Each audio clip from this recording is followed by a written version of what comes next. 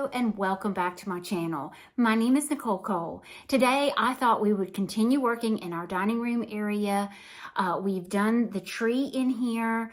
We've kind of worked on the hutch just a little bit. I have changed some things in there, but I want to work on the dining table and the tablescape for this year. So I've come up with several ideas. We're just going to play with it and see how it works. If you're new today, thank you for joining us. And if you are returning, thank y'all so much for supporting me. It means so very much. But let's get started in this dining room area. So I've seen many pictures of this on Pinterest where they'll take a roll of craft paper and use that as the base of the table runner. And I just taped it underneath the bottom with painter's tape.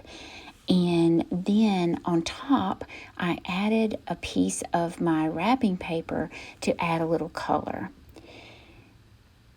I just cut it shorter so it would go from end of the table to end of the table, so the craft paper is longer, and I rolled it tight on the end and then wrote my little verse on there and drew it out as good as I could.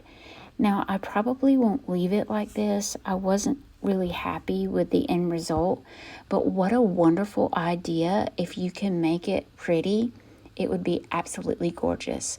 I think I'm just going to let y'all enjoy me decorating today.